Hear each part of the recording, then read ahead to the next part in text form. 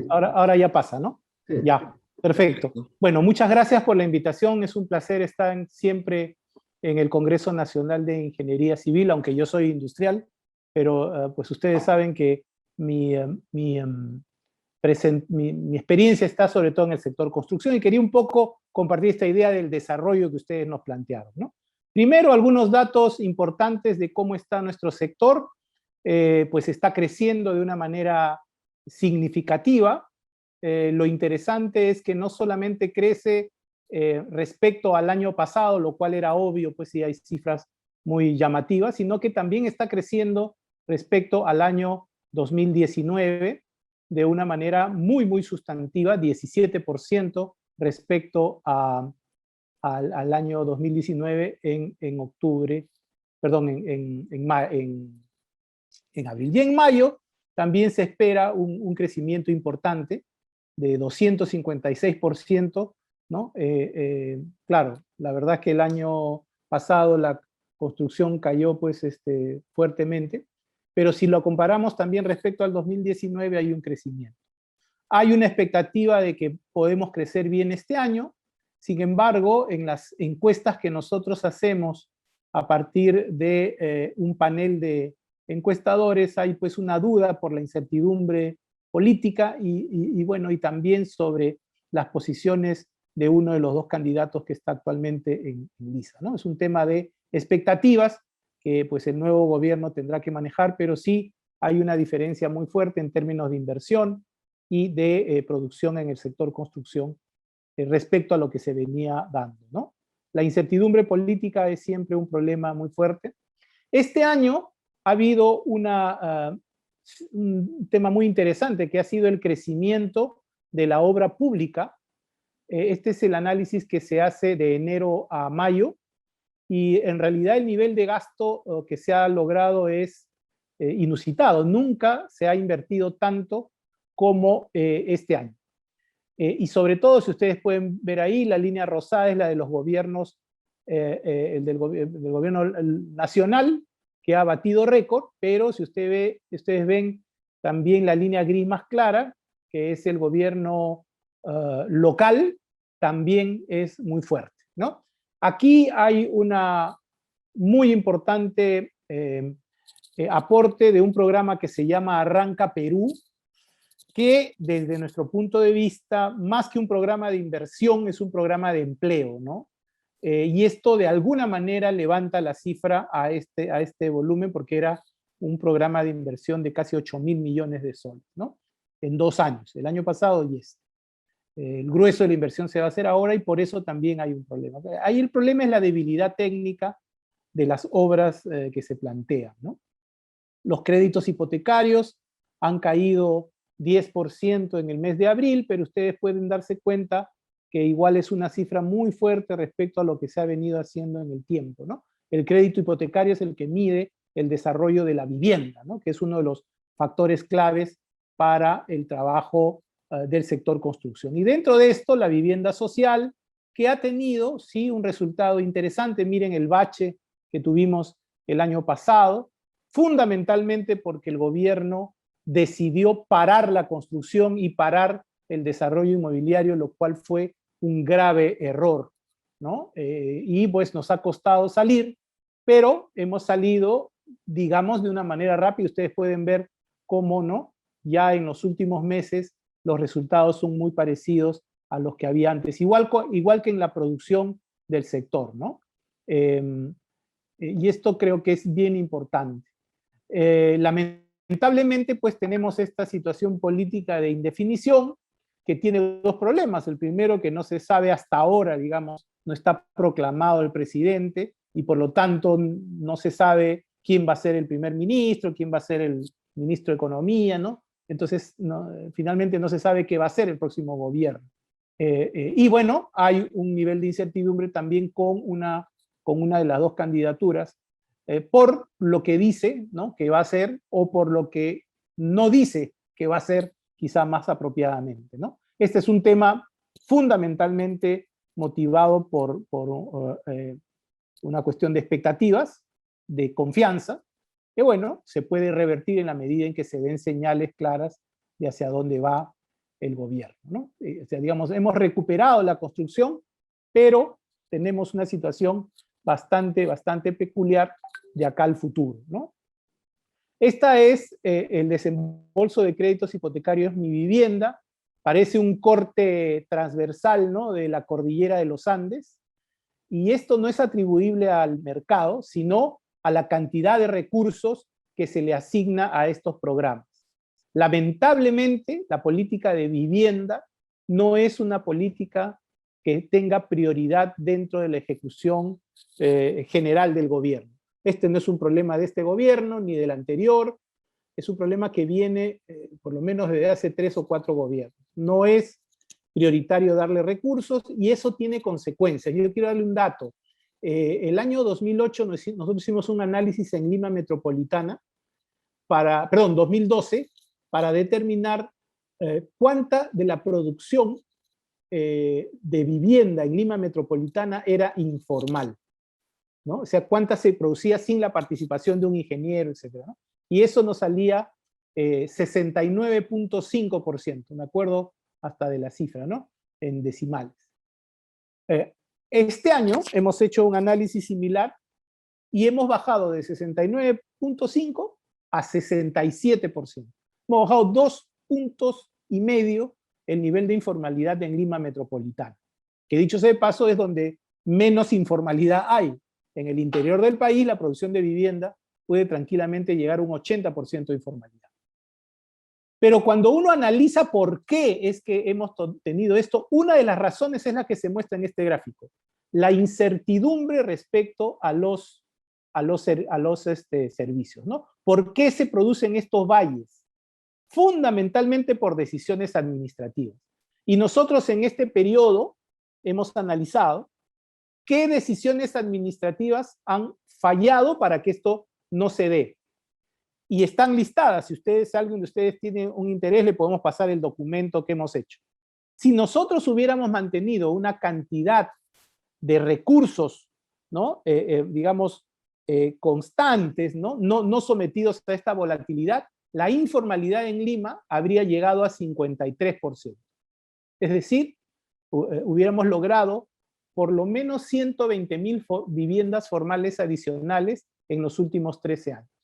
Quiere decir que estas 130,000 viviendas son 650,000 personas que hubieran podido tener una casa diseñada por un arquitecto, por un ingeniero, construida con asistencia profesional.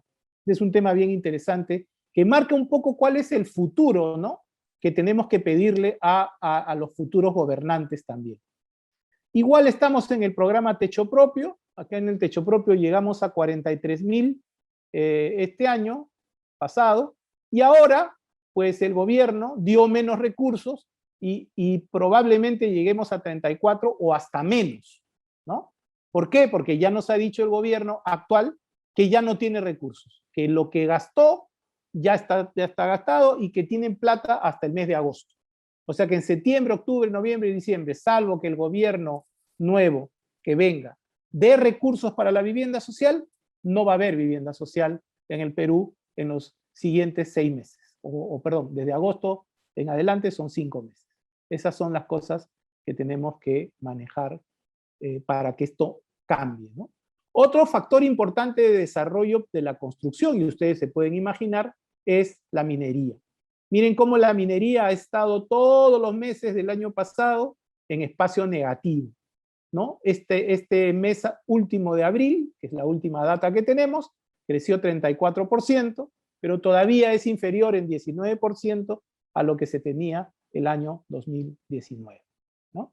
Lamentablemente, si nosotros queremos lograr lo que plantea el BCR, que es crecer 25%, tendríamos que en lo que queda del año, es decir, desde mayo hasta diciembre, gastar 59% más en promedio de lo que se ha gastado en los años, en el primer cuatrimestre de este año, ¿no? Una cifra difícil de conseguir, y más ahora, por supuesto, que al entrar un nuevo gobierno, se tiene que definir un poco cuál es su posición frente a la minería, ¿no? Se sabe que ninguno de los dos candidatos es un enemigo de la minería, digamos, no tienen esa posición, Pero igual, pues no es fácil desarrollar proyectos mineros, lo cual es lamentable porque estamos viviendo un boom de precios de materiales.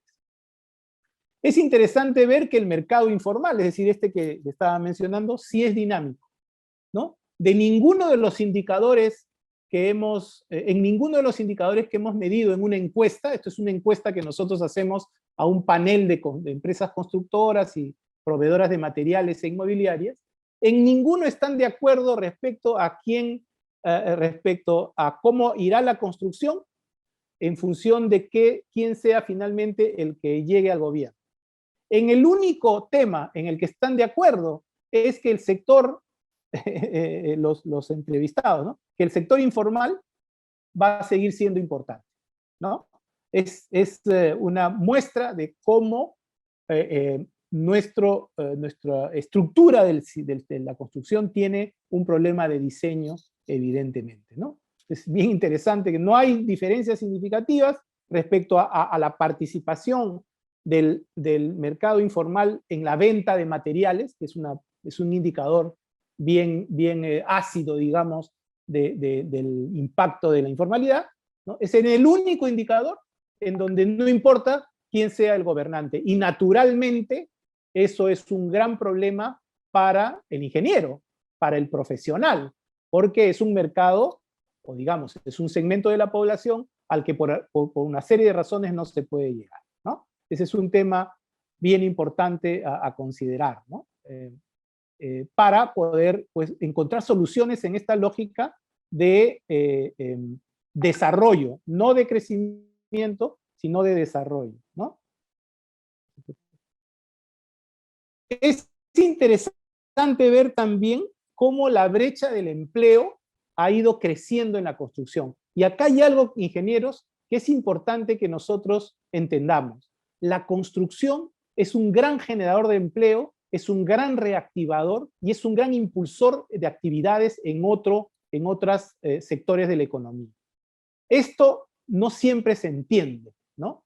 Y es uno de los problemas que tenemos en el sector. Miren cómo el crecimiento del empleo en la construcción es mucho mayor que el crecimiento del empleo en toda la población, en todas las actividades económicas. Este es un dato de Lima Metropolitana, pero no creo que haya grandes diferencias respecto al interior del país.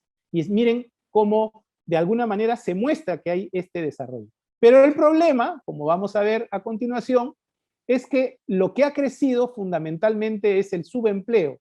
El subempleo es el que está sosteniendo este crecimiento. Ya tenemos más empleo en construcción ahora, en Lima Metropolitana, que antes de la pandemia. Pero esto está fundamentalmente motivado por el crecimiento del subempleo, no del empleo formal. Entonces, ahí tenemos un problema, porque ahí donde no hay empleo formal hay menos ingeniería. Donde hay menos ingeniería, hay menos trabajo para los ingenieros, pero sobre todo, menos calidad en lo que se construye. Y por eso es que en el sector construcción, a pesar de que se trabaja más horas, se gana menos en la economía. ¿Por qué? Porque uno de los problemas que tiene en términos económicos la informalidad es que paga menos. Y al pagar menos se genera un impacto directo en las personas que trabajan en el sector y un impacto indirecto en la economía en general. Cuando una persona trabaja en la construcción y trabaja en una empresa, al ganar más, consume más, al consumir más, mueve más la economía. Este es un tema que bajo la lógica de un desarrollo, ¿no?, de la formalidad, tenemos que manejarlo de una manera clara. Entonces estamos en una interesante situación si miramos hacia atrás, estamos en una situación difícil si miramos hacia adelante. Y tenemos que sacar lecciones de la crisis política y social si es que queremos ir hacia adelante en esta lógica de trabajo, ¿no? Necesitamos tener claro que nuestras instituciones son débiles y no está claro cuáles son sus competencias, lo cual impide que los proyectos se desarrollen de una manera importante. Un tema simple que ven los ingenieros civiles: cuando van a hacer una obra, esa obra se hace sobre un terreno, una carretera, ese terreno dicen que es del Estado, cuando llegan ahí les dicen, no señor, esto es de una comunidad, ¿no? Las autoridades no se ponen de acuerdo respecto a la propiedad y eso para un proyecto de una manera brutal. Y esto ocurre para todo, para las licencias de construcción, etc. No se cumplen las leyes, ¿no? El propio Estado incumple las leyes. Ustedes saben que en construcción hay la negociación colectiva con los trabajadores. Los empresarios y los trabajadores se ponen de acuerdo en la remuneración que ellos van a recibir y esto vale para todo el país. Bueno, cuando ustedes van a una municipalidad, ellos hacen su proyecto pagando menos al ingeniero y pagando menos al trabajador. El ingeniero, lamentablemente, no tiene una negociación colectiva. El trabajador sí la tiene, pero el Estado la incumple. Y esto es lo que genera problemas para el país. Y lo otro es que no tenemos cómo interactuar entre el sector público y el sector privado. Y esto afecta a la construcción, que como ustedes ven, es una actividad que está asociada a la confianza. Nadie se compra una vivienda si piensa que no va a vivir 10, 20 o 15 años en el Perú, ¿no? Nadie decide, digamos, hacerse de una concesión si no siente que va a haber un mercado que lo sustente. Y así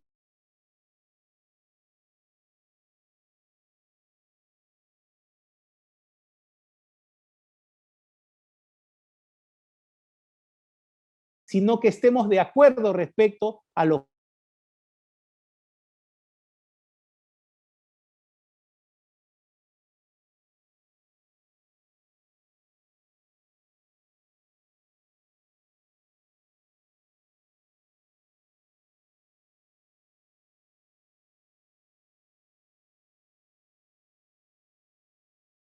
nosotros proponemos un pacto nacional que pueda trabajar cosas elementales, como por ejemplo la pandemia, ¿no? Es terrible, pero tenemos una situación en la que los que van a gobernar, los dos, han dicho, no, yo voy a hablar con los rusos.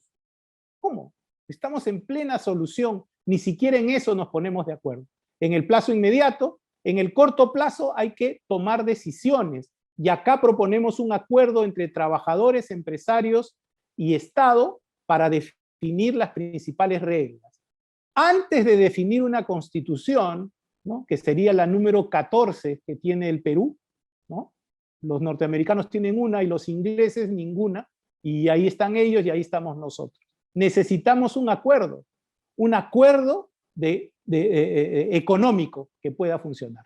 Y después, los cambios que ya van, por supuesto, más allá de la estructura y que irían en la lógica de un acuerdo nacional. Esto no se puede hacer solo entre los políticos. Tiene que haber una gestión, porque si no, no va a haber desarrollo y no va a haber construcción. Y tenemos 3 desafíos fuertes de desarrollo sostenible: ciudades ineficientes, informalidad extendida y, en tercer lugar, una gestión de infraestructura que no camina. Tenemos grandes brechas de infraestructura, tenemos además grandes brechas en vivienda y necesitamos resolver los problemas. ¿Cuáles son los problemas? Tenemos malas normas, tenemos un mal Estado, no está funcionando, las normas de contratación no caminan de una manera adecuada y los sistemas de control están hechos para entorpecer y no para generar calidad.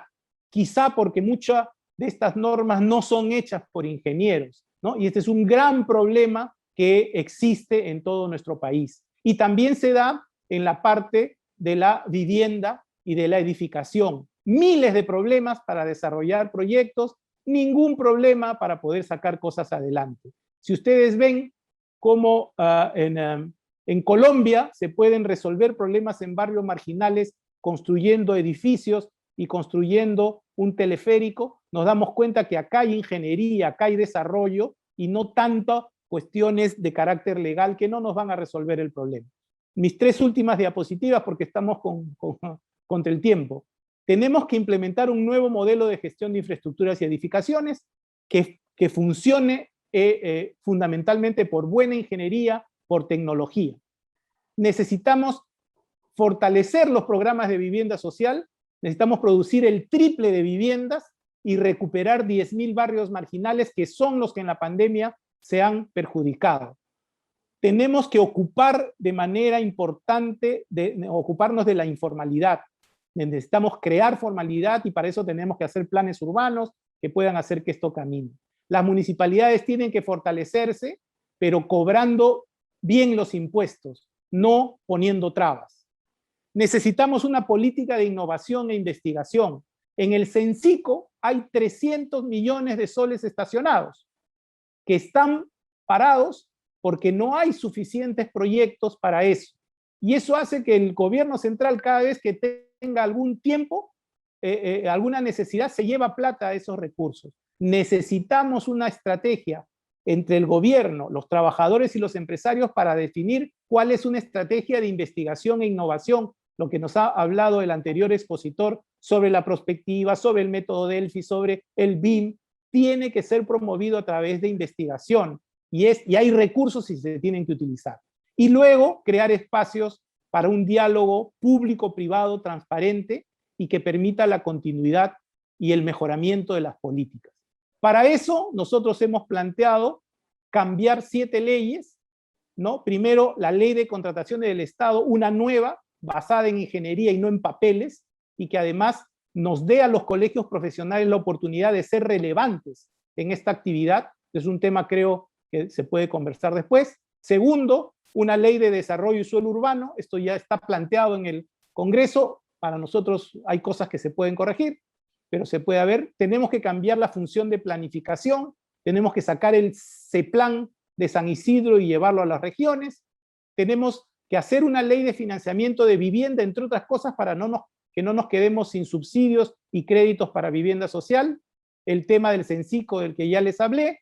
Y por último, la necesidad de modificar la ley del Poder Ejecutivo para crear consejos consultivos en donde las entidades técnicas puedan dar una opinión de una manera transparente y permanente, para que cuando hay un cambio de gobierno no se tenga que empezar de cero.